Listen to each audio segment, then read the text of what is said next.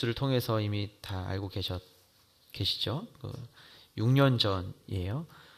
기상 관측 사상 최악의 지진이 일어나서 지진이 일어난 순간부터 정확히 23분 뒤에 시속 118km로 달려온 쓰나미가 일본을 강타했습니다.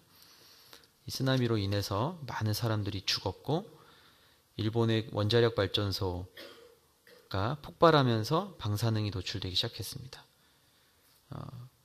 그때 한 가정에서 일어났던 후에 어떤 한 자매가 나눈 이야기입니다. 나는 후쿠오카에 사는 나오코입니다. 저에겐 정년을 6개월 앞둔 원전에 다니는 아버지가 계십니다. 저는 아버지를 한 번도 존경한 적이 없었습니다. 원전 사고가 발생하자 사고 현장에 자원하여 나가시는 아버지께 저는 물었습니다. 아버지가 왜 나가셔야 합니까? 이제 정년을 6개월밖에 앞두고 있지 않은데 이제 그 위험한 곳에 나가시면 안 됩니다. 아버지가 말씀하셨습니다. 내가 가장 잘 알기 때문에 내가 나가야 한다. 나는 되물었습니다. 뭘 가장 잘 아시는데요? 죽을지도 모른다는 사실이요? 가지 마세요. 말도 안 됩니다. 아버지는 말씀을 이어가셨습니다.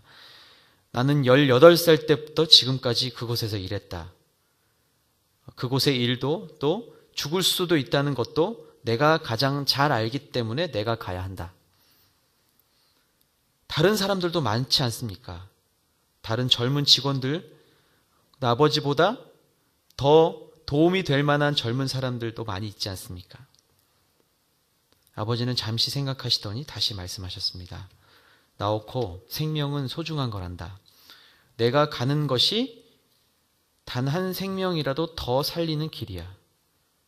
나는 일본을 살리러, 아니 생명을 구하러 간다. 라고 웃으시며 간 모습이 아버지의 마지막 모습이었습니다. 예. 나오코라는 한 자매가 이렇게 미디어에 남긴 글입니다. 이분은 이제 그 사고 초기 현장에 나갔다가 피폭되어서 돌아가셨다고 해요. 여러분 이 이야기를 너무나도 잘 알고 계실 거예요. 이 아버지를 한 번도 존경한 적이 없는 이 딸이 아빠가 죽으면 안 되니까 아빠가 왜 나가셔야 합니까? 막 물어보는 그 딸에게 아버지가 이렇게 말씀하신 거죠. 내가 제일 잘 알기 때문에 가야 한다. 그래, 내가 죽을 수 있다라는 걸 내가 안다. 그렇기 때문에 내가 가야 한다. 딸의 입장에서는 아마 이해가 안 됐을 겁니다. 6개월밖에 정년도 안 남았고 그냥 안 나간다고, 그 사고 현장에 나가지 않는다고 아무도 뭐라고 누구도 가려고 하지 않았기 때문에 아무도 뭐라고 하지 않았을 것입니다. 생명은 소중한 거다라고 말하면서 정작 자신의 생명은 귀한 것으로 생각하지 않는 모습. 딸을 생각하면 그 사고 현장에 안 나갈 수도 있지 않을까. 제가 이 글을 보면서 그런 생각을 하게 됐어요. 저도 이제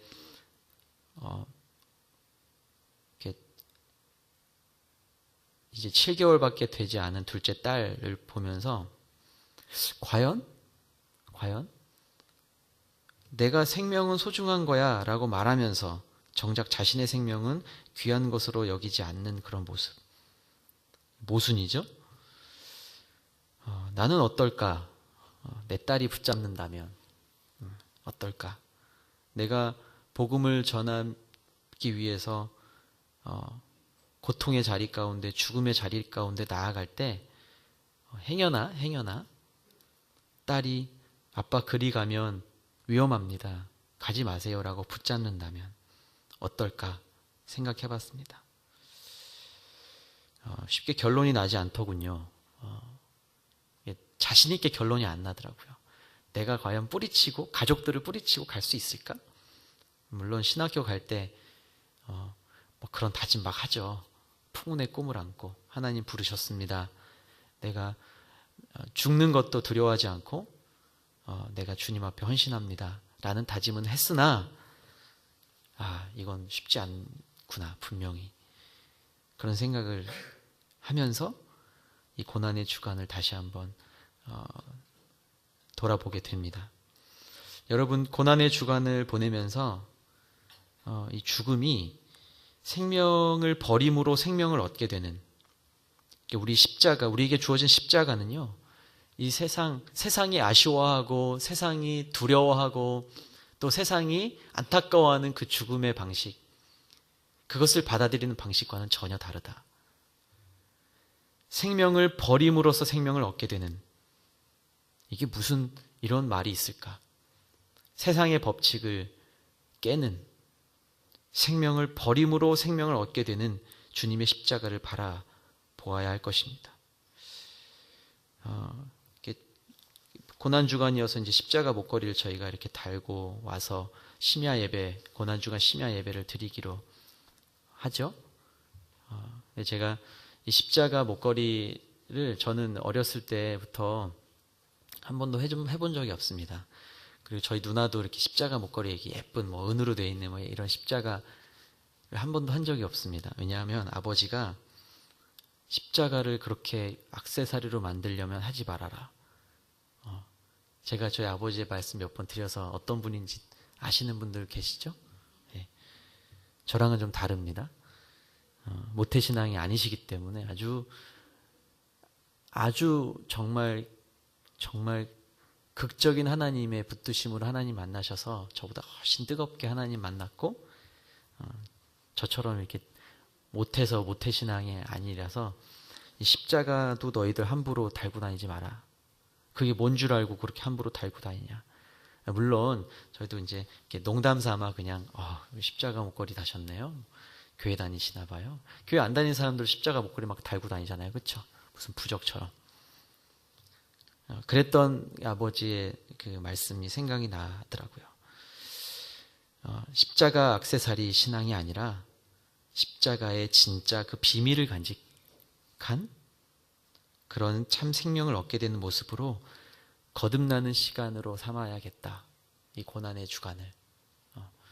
여러분, 그냥 부활주일 전에 그냥 일주일 그냥 고난 주간, 그냥 예수님이 잡혀서 신문을 받으시고 십자가에 죽으신 기사가 기록되어 있는 이 말씀으로 그냥 알고 있는 그냥 그런 십자가라면 여러분 다시 한번 돌아봤으면 좋겠습니다. 여러분이 지니고 있는 십자가는 어떤 것인가? 그냥 자동차 룸밀러에다가 이렇게 달고 다니는 십자가, 그것도 좋아요. 제가 그걸 비판한다는 게 아니라 여러분이 하고 있는 십자가 목걸이에 합당하게 진짜 그 십자가가 여러분 가슴 속에 있는가를 돌아보는 시간이 되기를 축복합니다. 오늘 말씀을 통해서는 딱 두 가지를 한번 그냥 나누고 싶어요. 여러분 너무나도 잘 알고 있는 예수님께서 숨을 거두시는 장면입니다. 제가 다시 읽지는 않겠습니다. 오늘 읽은 예수님께서 십자가에 달려 죽으시면서 이제 마지막 한숨을 내쉬시면서 이제 하나님의 품에 안기게 되는 그런 장면입니다. 첫 번째로 나누고 싶은 건 무지한 사람들의 모습이에요. 말씀을 보면 많은 사람들이 아마 이 십자가를 보고 있었을 것입니다. 그렇죠? 아마 여러분 이렇게 여러 가지 성화를 통해서도 아마 보셨겠죠. 십자가에 달려있는 예수님을 막 이렇게 밑에서 안타까워하고 있는 모습도 있고, 막 창을 들고 예수님을 찌르고 있는 그 병사가 그려진 그림도 보셨을 거고, 침 뱉고 조롱하는 사람들의 그런 모습, 또 여러분이 아마 머리에 그려보시는 그런 장면들이 있으실 거예요. 수많은 사람들이 십자가를 보고 있었을 것입니다. 그리고 예수님께서 십자가에서 외치시는 이 모습, 이 목소리를 듣고 있었을 거예요. 그런데 사람들은 알지 못합니다. 그게 무슨 말이지? 엘리 엘리 라마 사박다니,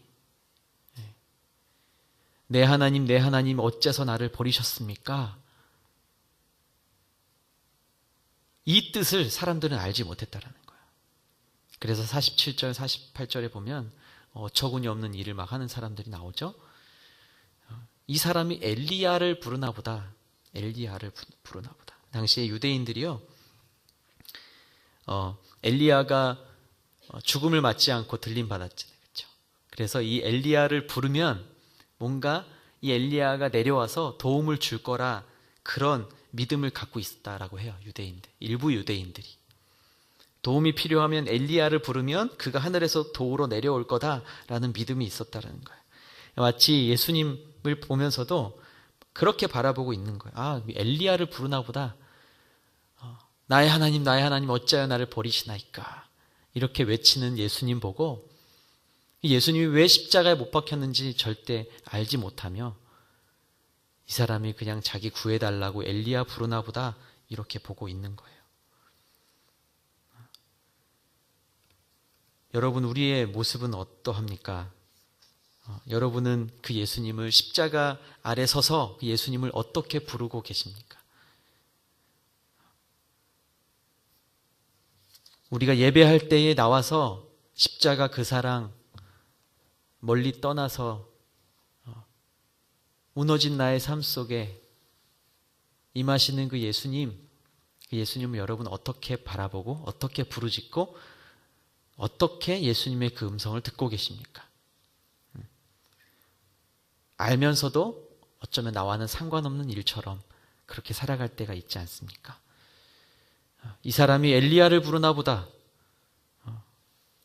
그냥 예수님 고통스러우신 것 같아서 그냥 신포도주를 적셔서 그 입술에 발라주는 그런 모습? 우리도 여전히 그런 모습, 그냥 예수님을 위하고 있는 정도의 모습이 아닌가? 그런 생각을 해봅니다. 우리가 예수를 믿고 저 역시도 제가 알지 못하던 시절부터 예수를 믿었지만 지금도 여전히 십자가가 여전히 멀어요. 여전히 멀어요. 제가 주님의 뜻을 따라 살기 원합니다 라고 말하지만 여전히 십자가가 너무 멀리 있더라고요. 묵상하면 묵상할수록 그 십자가가 내 가슴 깊이 있는 것이 아니라 너무 멀리 있어요.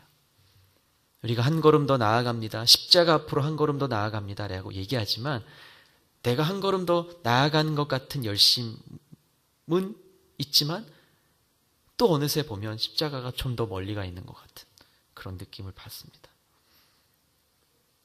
여러분, 십자가를 보고 있지만 십자가에 달려 돌아가시는 예수님을 보고 있지만 그 예수님이 외치는 그 음성은 무슨 의미가 있는지 우리가 알아채지 못하고 또 흘려버리는 우리의 모습을 바라보게 됩니다.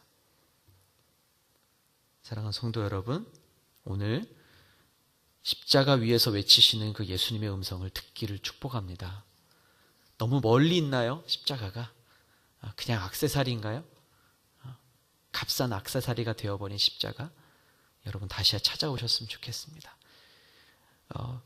묵상하면 묵상할수록 멀어지는 십자가가 아니라 묵상하면 묵상할수록 그 십자가가, 고통스러운 그 십자가가 내 가슴 깊이 깊이 새겨지는 그런 이 고난의 시간이 되기를 축복합니다.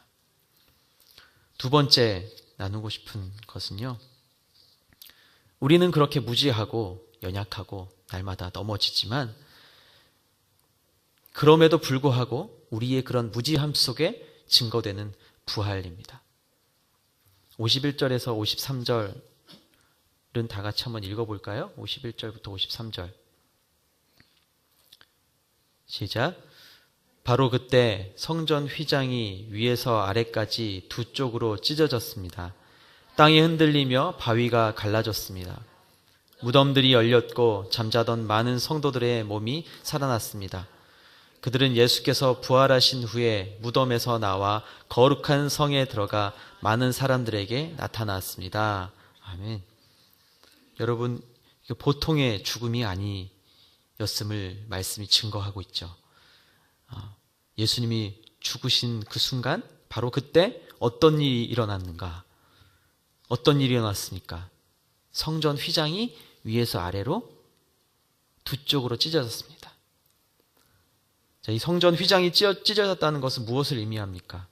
단지 이것이 성전 휘장이 찢어진 것뿐만 아니라 구약의 그 제사 제도가 완전히 완전히 완성되었다, 폐지되었다라는 뜻입니다.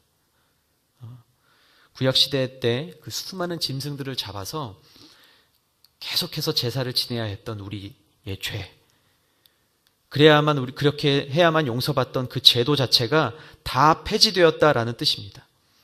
예수 그리스도께서 대제사장으로서 자신의 피 제물로 단번에 영원한 속죄를 이루셨기 때문입니다.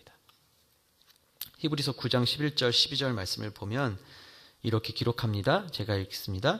그리스도께서는 장래 좋은 일의 대제사장으로 오사 손으로 짓지 아니한 것 곧 이 창조에 속하지 아니한 더 크고 온전한 장막으로 말미암아 염소와 송아지의 피로 하지 아니하고 오직 자기의 피로 영원한 속죄를 이루사 단번에 성소에 들어가셨느니라.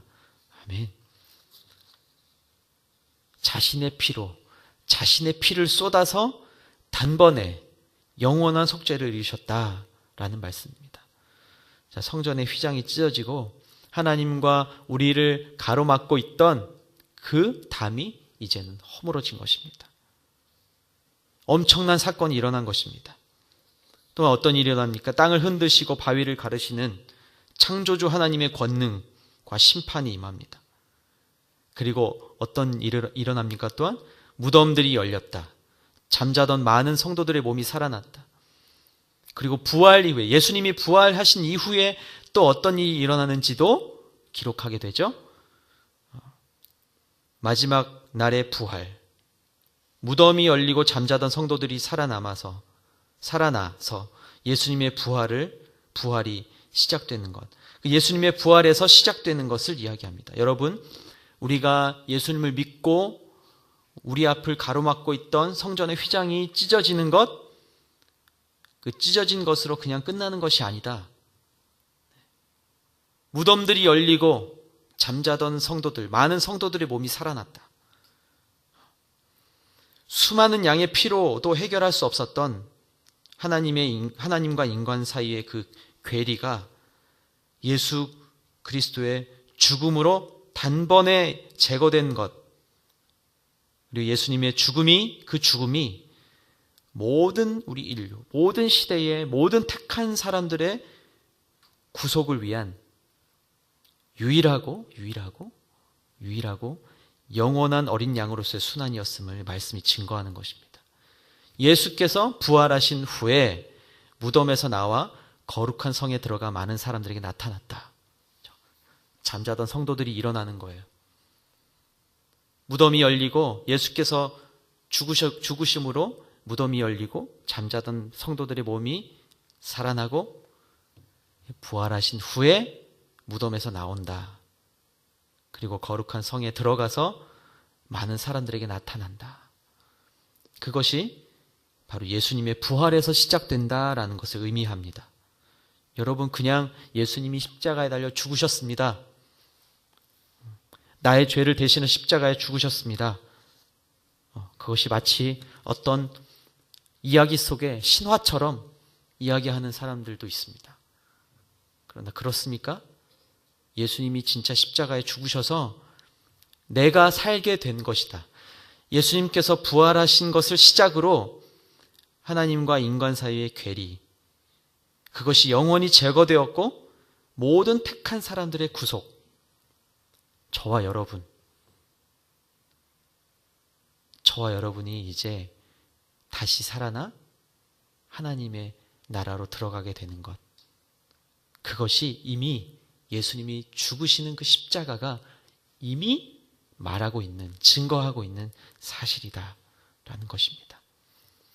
모든 택한 자들의 구속을 위한 유일하고도 영원한 어린 양으로서의 죽음, 그것이 십자가의 진짜 의미입니다. 여러분, 그냥 여전히 어떤 신화 같은 이야기로 십자가가 안 믿어지시는 분들이 계십니까? 여러분, 기도하십시오. 내가 이 자리에 와서 앉아있을 수 있는 것이 바로 그 십자가의 은혜 때문인데 우리는 십자가를 너무 멀리 두고 주님 사랑합니다, 예배합니다, 찬양합니다 말하지만, 그렇게 찬양하고 고백하지만 여전히 십자가는 저 멀리 뭔가 멀리서 바라봐야만 될 것 같은 그런 신화 같은 것으로 치부해 버렸다면, 멀리 밀어 놓았다면, 오늘 이 시간 여러분 그 십자가가 여러분 심령 속에, 저와 여러분의 심령 속에 더 깊이 깊이 새겨지기를 예수님의 이름으로 축복합니다.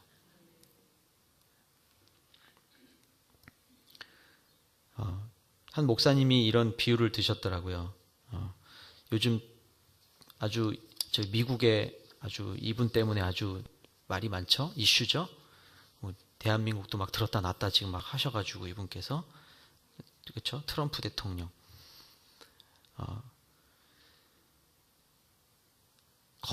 지극히 거룩하신 하나님은 잠시 그만두더라도, 여러분 만약에 여러분이 지금 세계 최대 강국인 미국의 그 백악관에서 집무하고 있는 트럼프 대통령에게 전화를 한번 해보십시오.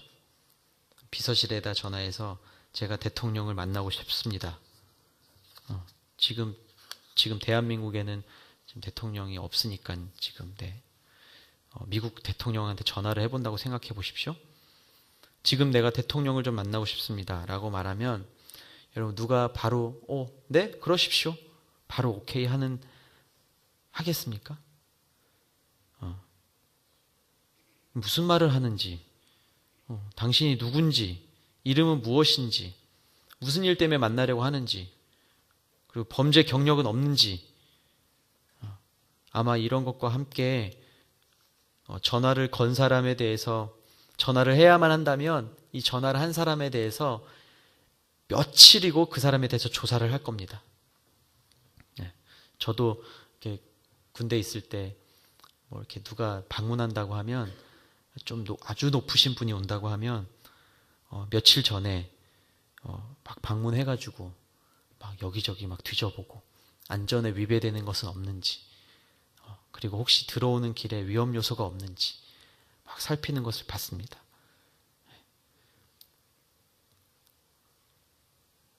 아니 어쩌면 아예 상대조차 하지 안 해주겠죠. 그런데 거꾸로요. 대통령이 자신의 아들한테 전화한다고 생각해 보십시오. 아들이 트럼프에게 전화한다고 생각해 보십시오. 아빠, 저 지금 잠깐 들어가겠습니다. 아빠 보고 싶습니다. 라고 말한다면 어떻게 하겠습니까, 여러분?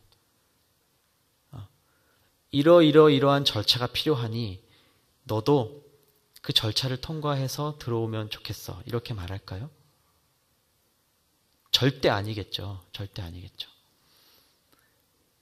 아마 조금 이렇게 좀 그릇이 덜 된 아들이라면 아마 그럴 거예요. 이렇게 전화하지도 않고 딱 앞에 가서 대통령 그 문 앞에 가서 나 아들인데 좀 열어봐, 이런 식으로 말하겠죠. 아마 많은 권력자들은 그럴 거예요.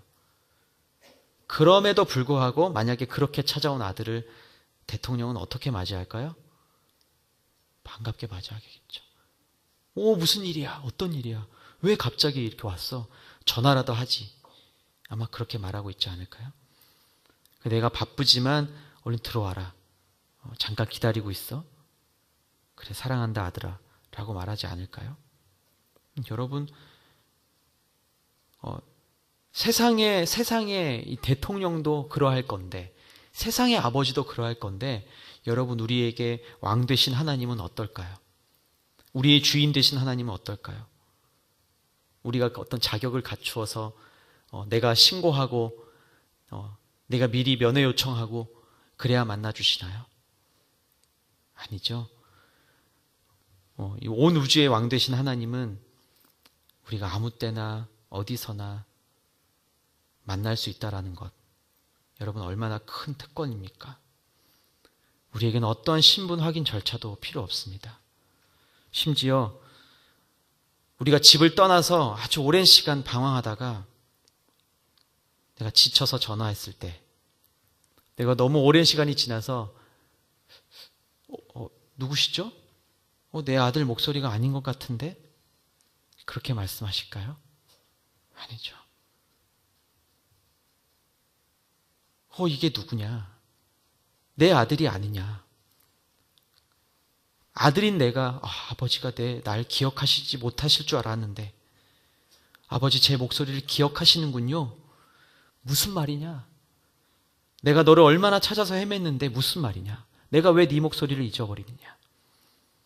제가 사실 이렇게 저렇게 제가 너무 이렇게 아버지 교만하게 아버지를 떠나서 아버지의 재산을 받아서 제가 이렇게 혈황방탕 됐다.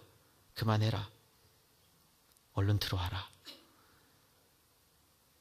언제든 문 열어주시는 우리 아버지 하나님 아니겠습니까? 여러분이 얼마나 큰 특권입니까? 우리가 이걸 너무 쉽게 잊어버리고 살 때가 많지 않은가 생각해 봅니다. 아무 때나 부르짖으면 만나주는 아버지. 내가 너무나도 큰 죄 가운데 빠져서 헤매고 죄책감 가운데 시달리고 부끄럽고 차마 예배당은 나올 수조차 없는 그런 상황에 있는 우리들도 우리가 언제든 하나님 부르짖고 하나님 제가 이렇게 아버지를 떠나서 이렇게 살았네요. 좀 가능하면 용서가 될까요? 그게 무슨 말이냐? 그게 무슨 말이냐? 가능하면 용서해 주시겠습니까가 무슨 말이냐? 내가 얼마나 널 기다렸는데. 이건 말도 안 되는, 세상에서는 말할 수 없는 논리입니다. 우리 아버지 하나님은 언제나 그렇게 우리를 만나주기 위해 준비하고 계신, 팔 벌려 안아주신 하나님이심을 이 시간은 고백하기 원합니다. 십자가로 인해서 확증되어지는 것이 여러 가지가 있죠, 여러분. 십자가로 인해서 확증되는 게 무엇이 있을까요? 하나님의 무한한 사랑. 그렇죠? 또 여러분 무엇이 확증될 수 있습니까? 십자가로 인해서. 지금 제가 말씀드린 그 은혜의 보좌로 나아가는 무상으로 들어갈 수 있는 특권이 주어졌죠. 예약하지 않아도 돼요. 미리 스케줄을 고려하지 않아도 돼요. 그냥 우리는 무상으로 들어갑니다. 또 십자가로 인해서 우리에게 주어진 확증이 무엇이 있을까요? 우리 안에 예수 그리스도의 형상이 나타나게 되는 것입니다. 가장 중요한 것, 십자가로 인해서 확증되는 가장 중요한 것, 죽으면 사는 그 역설적인 은총. 빌립보서 3장 10절에서 11절에 이렇게 고백합니다. 나는 그리스도와 그분의 부활의 능력을 알고 그분의 죽으심을 본받아 그분의 고난에 동참하는 것이 무엇인지 알기 위해서 어떻게 해서든지 죽은 사람들 가운데서 살아나는 부활에 이르고자 합니다. 죽으면 사는 이 십자가의 역설. 서두에서 말씀드린 내가 그곳으로 가면 죽게 될 수도 있다는 것을 충분히 예상했음에도 불구하고 내가 그곳에 가야 더 많은 사람들이 살아나고 그들을 지킬 수 있다라는 그 마음, 한낱 사람의 마음도 그러한 마음인데 우리 하나님께서 우리에게 주신 그 십자가의 사랑은 비교할 수조차 없는, 하나뿐인 자신의 아들을 내어주시기까지 사랑하신, 사선으로 나아가는 그 아버지를 이 딸이 어떻게 보냈겠습니까? 감사함으로 보냈겠습니까? 절대 아니었을 겁니다. 울고 불고 난리를 쳤겠죠. 아버지 거기 가면 죽는데 왜 가냐고 그러지 않았겠습니까?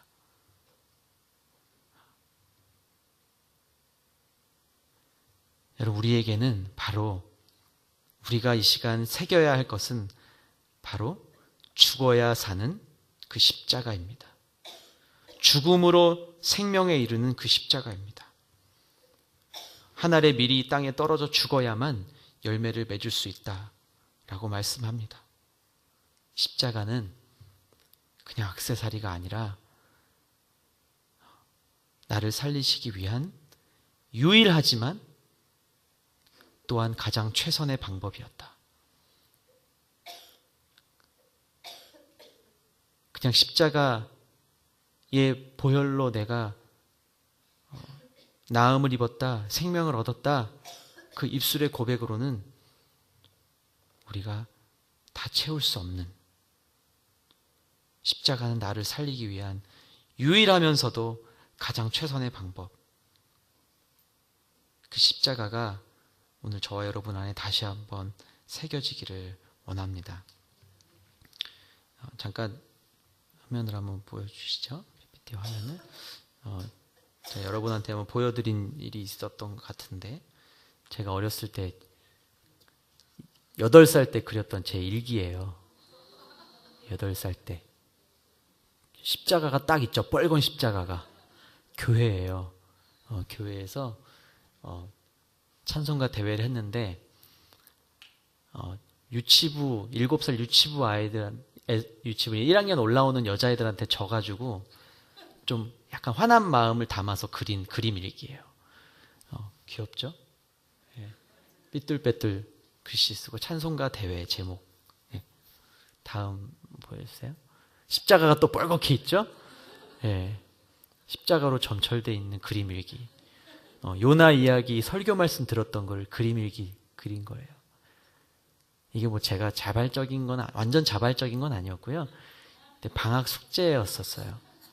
그래서, 네. 넘겨주시죠. 이건 뭘까요? 예. 제 일기 중에 상당 부분이 요 주제가 많습니다. 제목, 싸움. 예. 누나랑 싸우다 혼나고, 그러니까 이제 상대적으로 제가 더 많이 맞았죠. 아들이니까. 네. 그 다음 것도 네. 싸움이에요. 싸움. 왜 이렇게 많이 맞았는지.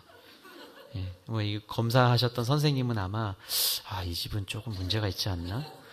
교회에 앞에는 막 예배 드리는 그림 일기가 나오고, 넘기면 이렇게 두드려 맞는 사진이 막 나오고. 예. 제가 저 빨간 게 뭔지 아세요, 여러분? 저게요, 제가 아주 정확하게 묘사한 그림인데요. 빨간색 구두 주걱이었어요. 빨간색 구두 주걱. 아버지가 구두 신을 때 쓰는 요만한 구두 주걱. 빨간색. 아주 단단한 플라스틱이었는데, 아무리 맞아도 부러지지도 않는. 저희 어머니가 참고로 이렇게 뭐 학대를 했거나 그런 건 아니고요. 교단에 계셨기 때문에 아주 단호한 선생님이셨었어요.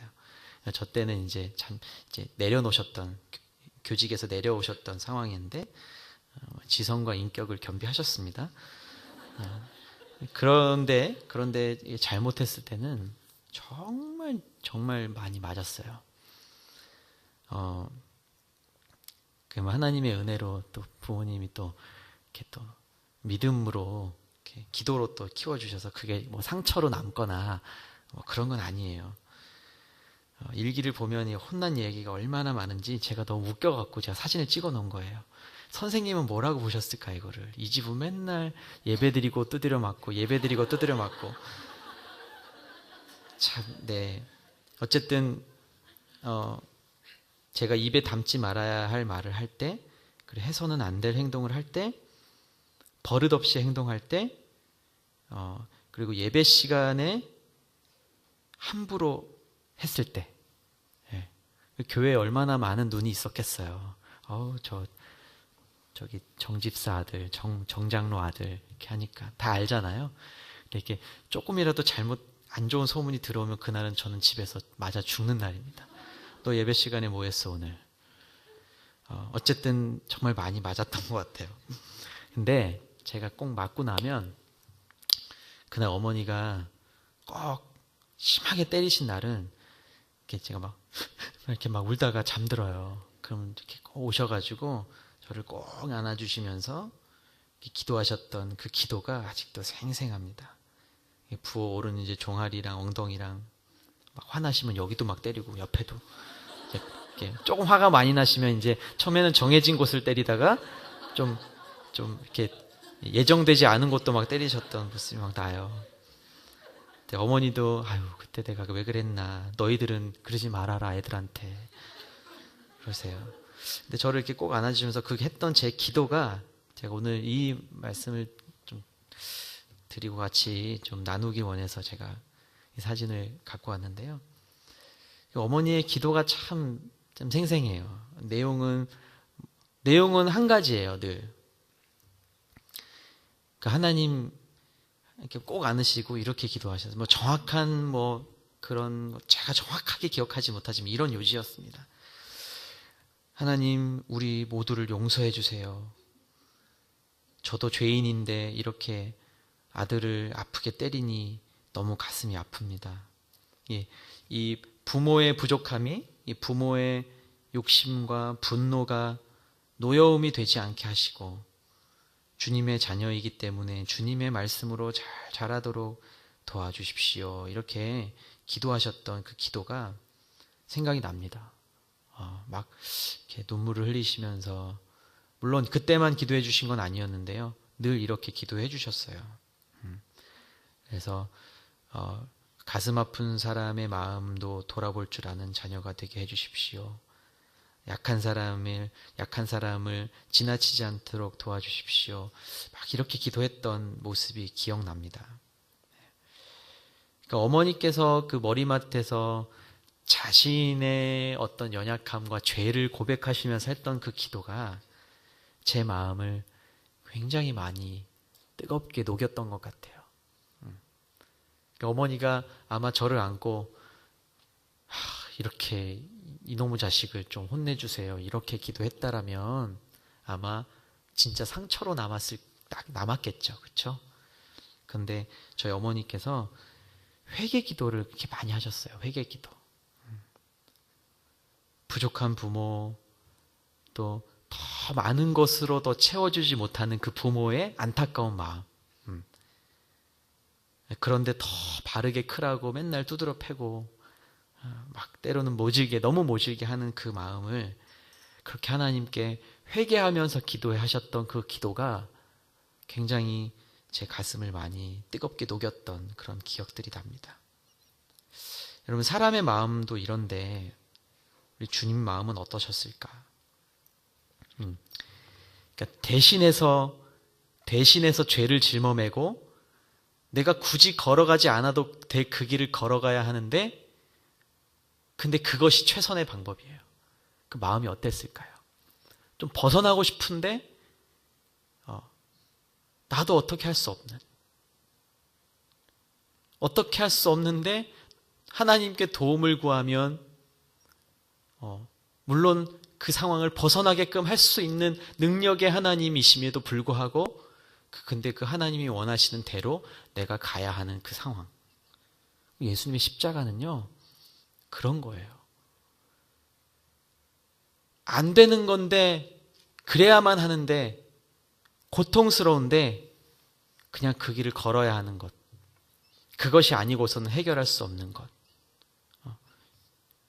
절대로 액세서리가 될 수 없다라는 거예요. 아버지, 저들의 죄를 용서하여 주소서. 저들은 자신들의 죄를, 자신들이 하고 있는 일을 알지 못하나이다 라고 기도하셨던 그 예수님의 마음. 오늘 나의 머리맡에서 나를 안으시고 그렇게 죄가 없으신 분이 나를 위해서 그렇게 기도하시는 그 예수님의 음성, 십자가 위에서 외치시는 그 음성, 우리 모두가 듣기를 원합니다. 오늘 우리에게 주어진 십자가가 어떤 것입니까? 십자가를 값싼 액세서리로 전락시키고 말았던 우리의 옛 모습을 회개해야 합니다. 달아놓으면 그냥 귀신이 얼씬거리지 못할 것 같아서 달아놓는 그런 무속신앙적 기복도 우리가 살펴봐야 합니다. 그리고 건물 꼭대기에 걸려있는, 교회 건물 꼭대기에 걸려있는 십자가, 이 땅의 교회들은 다시 한번 그 핏값 위에 세워진 십자가를 타고 흘러내리는 그 십자가 핏값으로 세워진 교회가 진짜 그 가치를 잃어버리고 있지는 않는지 돌아보아야 합니다.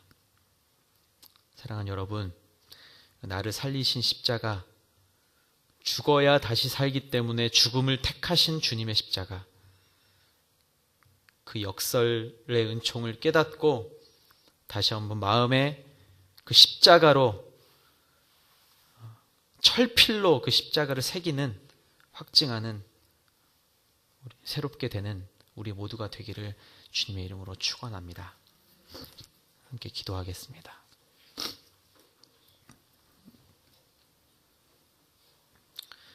이 시간에 함께 기도하기 원합니다. 하나님, 내가 죄인입니다. 하나님 믿는다고 하면서 십자가를 액세서리로 만들어버렸던 내 죄를 용서하여 주옵소서. 아들을 내어주신 그 사랑을 나는 때때로 내 인생의 번영과 성공과 안위의 도구로 사용했던 어리석은 모습을 회개합니다. 죽으심으로 하나님과 우리가 화목하게 하신 주님, 나의 죄 때문에 죽으셨음을 잊어버리고 거저 주어진 축복이라 잊고 살았던 우리를 용서하여 주시옵소서. 이 시간 우리의 모든 죄와 허물 주 앞에 회개하며 주님 앞에 나아갑니다. 함께 기도하겠습니다.